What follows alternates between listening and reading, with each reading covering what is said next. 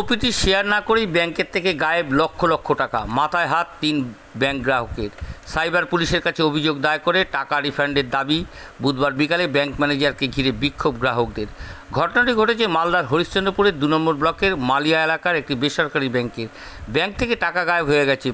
পূর্ব বেলসুর গ্রামের বাসিন্দা মোহাম্মদ পিয়াসুল ইসলামের 4 লক্ষ টাকার, ডুমুরিয়া এলাকার বাসিন্দা ইসাহক আলীর 1,15,000 টাকা ও মালিয়া গ্রামের পঞ্চায়েত প্রধানের মোসাদত সেতারের খাতুনের স্বামী আব্দুর রহমানের 4,48,000 টাকা। আর কেউ 2 মাস ধরে বা কেউ 4 মাস ধরে ব্যাংক ম্যানেজারকে অভিযোগ করে আসছে। কোনো সদুত্তর না পেয়ে এদিন ঘিরে বিক্ষোভ দেখাতে থাকেন। খবর পেয়ে হরিশ্চন্দ্র থানার পুলিশ ছুটে এসে পরিস্থিতি নিয়ন্ত্রণে আনে। ব্যাংক কর্তৃপক্ষ রিফান্ড করলে বাকি টাকা ফেরত রিমাইন্ড দিচ্ছে না, তাদের অ্যাকাউন্ট হোল্ড করে দিয়েছে বলে অভিযোগ। টাকা লেনদেন করতে পারছে না তারা, কিন্তু এটা কতদিন? 24 ঘন্টা ইন্ডিয়া টিভির প্রতিনিধির বিশেষ প্রতিবেদন। বন্ধ করে আমরা অন্য কোনো ব্যাংকে ট্রান্সফার করব। আর এখানে সবাই যেভাবে টাকা কাটছে, 4 লাখ, কারো 2 লাখ, কারো 3 লাখ, 5 লাখ, এভাবে টাকা কেটে একদম সাফ করে দিচ্ছে। আর ব্যাংকে কেউ আসছে, ব্যাংকে গিয়ে কথা বলছে, তো ব্যাংকে কোনো রকম কোনো হদিশ দিচ্ছে না টাকার। আজ নয় কাল পরশু এই করে শুধু ঘোরাতে আছে আর কোনো রকম কোনো হদিশ দিচ্ছে না ব্যাংকে। আর যখন একটু বেশি কিছু বলা যাচ্ছে ওদেরকে, পুলিশ ডেকে এই বুঝুং বাজুং বুঝিয়ে দিচ্ছে যে আবার চলে যাও তোমরা, এরকম। আমরা আসছি এই সামনে রমজান মাস ছিল, রমজান মাসেও আমরা মোটামুটি 4-5 বার এসেছি, তাও কোনো রকম কোনো হদিশ নাই।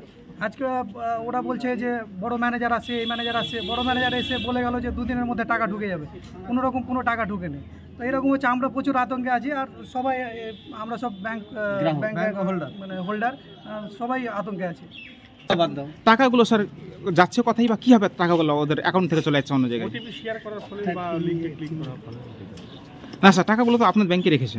হ্যাঁ, তো এখানে কি কোনো সিকিউরিটি নেই আপনাদের ব্যাংকে? তো সিকিউরিটি তো অবশ্যই আছে। তাহলে স্যার টাকাগুলো, তাহলে সাধারণ মানুষের টাকাগুলো যাচ্ছে কোথায়? যে ফ্রড হয়ে যাচ্ছে আর কি করা, ওটিপি শেয়ার বা লিংকে ক্লিক করার। না, ওরা তো বলছে যে কোনো ওটিপি শেয়ার করে নি, কাউকে দেয়নি, হঠাৎ করে টাকাগুলো কেটে যাচ্ছে নাকি বলছে। তার প্রুফ তো আমরা দিয়ে দিয়েছি। প্রুফ কি দিয়েছেন আপনারা? লিখিত দিয়ে দিয়েছি। তার টাকা তো রিটার্ন করেছিলেন আপনারা? ওটা তো শ্যাডো ক্রেডিটটা, ওটা তো আপনার হলো আরবিআই গাইডলাইন অনুযায়ী যেটা করার। হ্যাঁ, আমরা টাকা রিটার্ন করেছিলেন, আবার টাকাগুলো এখন ব্যাংক অ্যাকাউন্ট হোল্ড হয়ে গেছে। কতটা রিকভার করতে পেরেছে ততটাই মনে করেন যে আপনার ক্রেডিট করে দিয়েছে, বাকিটা প্রসেসিংয়ে আছে। যেভাবে রিকভারি হবে সেভাবে আপনার অ্যাকাউন্টে ক্রেডিট হবে। তো স্যার, যাদের সঙ্গে প্রতারণা হয়েছে, যে টাকাগুলো আউট হয়ে গেছে বা অ্যাকাউন্টে টাকাগুলো নেই, তারা কি টাকাগুলো ব্যাক পাবে না? সময় লাগবে স্যার, ওরা তো 5 মাস ধরে অপেক্ষা করছে।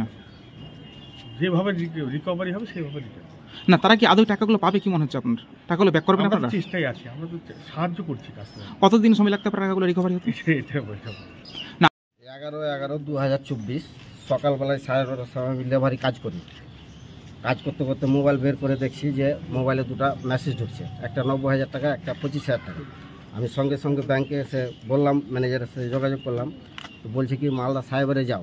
ওরা একটা দরখাস্ত লিখিত দিল আমাকে, আমি নিয়ে সাইবারে গেলাম। সাইবার কমপ্লেন করে বললো যে ঠিক আছে, টাকা তুমি পেয়ে যাওয়া। আমি আবার ম্যানেজারের সাথে যোগাযোগ করলাম, বললো যে ঠিক আছে, টাকা পেয়ে যাওয়া তো পেয়ে যাওয়া। এবার ওই ডেট 11/11/2024 ওই ডেট থেকে দিয়ে 1 মাস পরে টাকাটা পুরো রিটার্ন চলে আসলো অ্যাকাউন্টে। কত টাকা কেটেছিল আপনার? 1,15,000 টাকা। আর কত টাকা রিফান্ড দিয়েছিল? 1,15,000 টাকা। হ্যাঁ, তারপরে ম্যানেজারকে আমি বললাম, ম্যানেজার বললো যে বলছে ওখানে কী বলেছে। আমি বললাম টাকা আজকের ডেটে উঠাতে বলেছে। তো বলছে না, ওরা ভুল বলেছে, অ্যাকাউন্ট তো হোল্ড থাকবে, অ্যাকাউন্ট 90 দিনের আগে তুমি টাকা উঠাতে পারবে না। আমি বললাম ঠিক আছে, 90 দিন যদি থাকে, বললো কোনো অসুবিধা নাই। 90 দিন বলে টাকা 50 দিন থাকলো। 50 দিনের দিন সন্ধ্যাবেলায় আবার টাকা কাটছে। আমি ম্যানেজারকে ফের সঙ্গে সঙ্গে ফোন করলাম। ম্যানেজার বলছে তোমার কোনো কথা ভুল আছে, তুমি ব্যাংকে আসো, তোমাকে আমি সব ডিটেলস দিয়ে দেবো। আমি তারপরের দিন ব্যাংকে আসলাম। ব্যাংকে আসার পরে ম্যানেজার কোনো ডিটেলস দিতে পারছে না, বলছে ঠিক আছে, আমি ফের মেল করলাম, দেখছি, টাকা পাবা, টেনশন করো না, এ বলে আজকাল করতেই আছে। আর প্রায় কত মাস কেটে গেল আপনাদের? আমার 5 মাস, প্রায় এই 11 তারিখ হলে 5 মাস হয়ে যাবে। তো এখনো পর্যন্ত টাকাগুলো ব্যাক পাননি? না, এখনো পর্যন্ত 1 টাকাও ব্যাক পাইনি। এখনো অ্যাকাউন্টটা আবার হোল্ড আছে। আপনি কি কাজ করেন? আমি লেবারি কাজ করি, দিনে কাজ করি। বলছি, কত বছর ধরে আপনি এখানে এই ব্যাংকে লেনদেন করছেন? প্রায় 7-8 বছর থেকে। এর আগেও কি হয়েছিল? না, এর আগে হয়নি। আরও পরপর ট্রানজ্যাকশান 8টা হয়, আর ঘুমিয়ে থাকা অবস্থা। তারপরে আমি ঘুম থেকে উঠে দেখি আমার 8টা ট্রানজ্যাকশানে 4 লক্ষ টাকা 50-50 করে কেটে নিয়েছে IMPS আর NEFT-তে। তারপরে আমি 6টা প্রায় ব্যাংকে স্টাফের সাথে যোগাযোগ করার পরে 19:30-এ কল করতে বলে। কল করার পরে ওরা একটা হোয়াটসঅ্যাপে ফরম্যাট পাঠায়, আমি ফিল আপ করে এবার ওরা ওখান থেকে সাইবার থেকে একটা অ্যাকনোলেজমেন্ট নম্বর দেয়। তারপরে 3 ফেব্রুয়ারি আমি আসি, ব্যাংকে স্টেটমেন্ট দেয়, ওরা বলে থানাতে একটা কমপ্লেন করো। থানা গেলাম, ওরা বলছে না কোনো এফআইআর করা হবে না, থেকে যায়। তারপরে আমি এই 12 ফেব্রুয়ারি তখন ব্যাংকের পক্ষ থেকে 2,50,000 টাকা ঢুকানো হলো।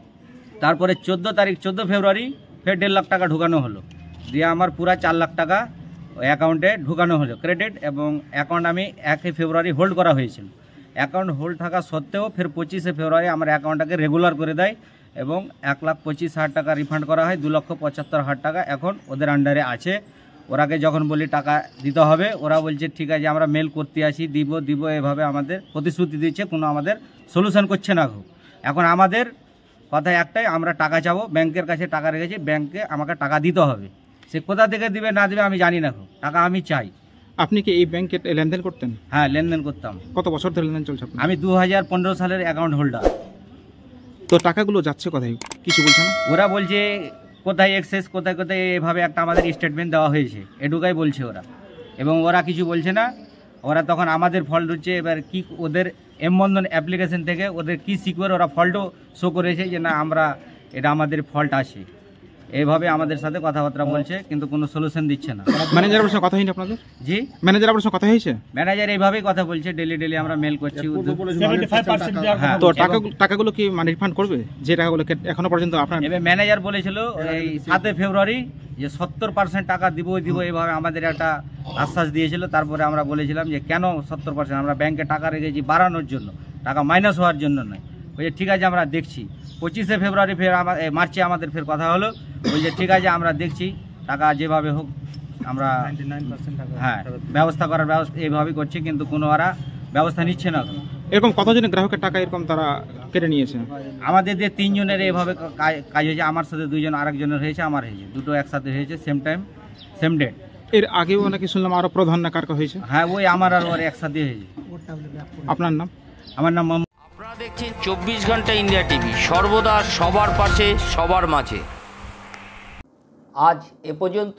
সঙ্গে রাখুন 24 ঘন্টা ইন্ডিয়া টিভি, দেখতে থাকুন সব জেলার সব খবর সবার আগে 24 ঘন্টা ইন্ডিয়া টিভির পর্দায়। নমস্কার।